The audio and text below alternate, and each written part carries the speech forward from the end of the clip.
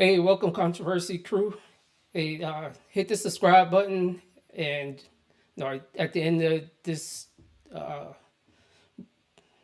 guess recording, or this, no, join now into the conversation so we can, expound on what happened, what some of what your thoughts are. So we're gonna go ahead and get into it. So today I'm gonna be covering the abduction that was thwarted by an 11-year-old child who was about to be abducted by some guy. Uh, she had the situation awareness to see something wasn't right, and she took off running. But we're gonna go ahead and watch the video, and we'll discuss it after that. Now to the quick-thinking 11-year-old who escaped an attempted kidnapping while she was on her way to school. The incident in Arizona was caught on camera. Kana Whitworth joined us with that. Good morning, Kana. And Michael, good morning. Authorities now praising that 11-year-old for not only escaping, but for immediately giving a description to police who found security camera video of the harrowing ordeal. And this morning, police say this is a cautionary tale to all parents. This morning, a parent's worst nightmare caught on camera. Watch as this car, making a sharp U-turn, pulls up near an 11-year-old girl casually walking to school.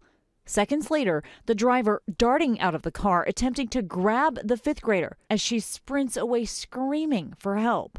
At that moment, this male jumped out and started running towards her with his arms extended towards her as if trying to grab her, which caused her obviously to flee. The incident happening Friday in Glendale, Arizona. Thanks to the video and the girl's description, authorities identifying the suspect as 37-year-old Joseph Leroy Ruiz, who they say lives just feet away in the same apartment complex as the victim.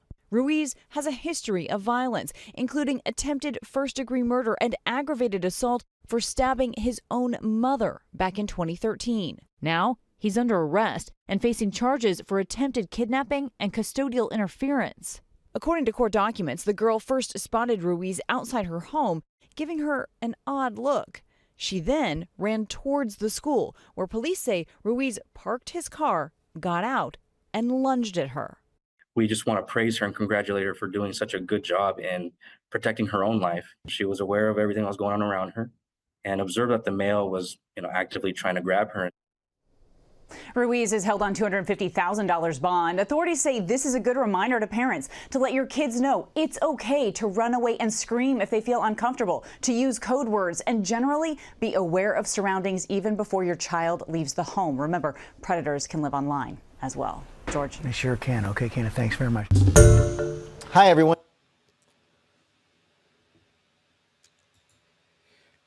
So, just from it's kind of what she did is kind of what I taught my daughter when she was younger. Like I tell you, like I was in the military. Is you can say we paranoid, but a lot of stuff is situation awareness, understanding your environment and where you're at, making sure you're looking around, things don't look right.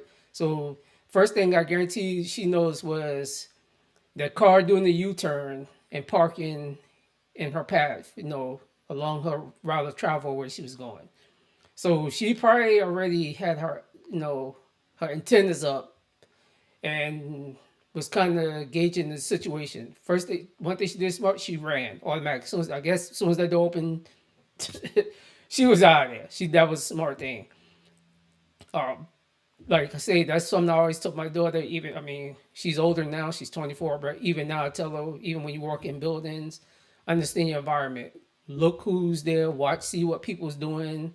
If something don't look right, you just need to be moving a little expeditiously to get to where you need to be going. Don't hang around. It's a lot of things that parents, and I guess we've gotten so comfortable because the norm was back in the day, you didn't have to do all of that. That was just the truth. I grew up in the 70s, and I was born in the 70s. So 70s, 80s coming up. A lot of stuff, yeah, there was some, but it wasn't as bad as I noticed now with a lot of the abduction, especially with kids, like in the volume, trafficking. And that's basically what it is.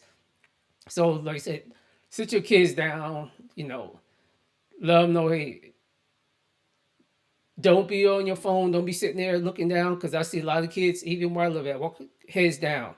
and they on their phones, not paying attention what's going on, and that's how people get grabbed up. If you need your phone that bad, then something's wrong. Maybe you need to go back to old days where you didn't have a phone, or they put your phone in your bag. But I'm leaning towards a lot of these kids who get grabbed is because they're not paying attention and they're on their damn phones. And they're not at the age where you can have, they can carry mace or something to protect themselves because you got to be 18. So, my daughter, she was in college. They had an incident on their campus. Some weird dude, a girl parked her car. He literally blocked her in, got out, and then he was trying to open her door to get to her.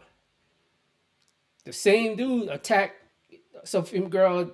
I think it was like my daughter was like a week prior, had hit the girls, out there and knocked out. And someone happened to come out. He ran, jumped in his car, and took off. This was on a college campus up in Arkansas.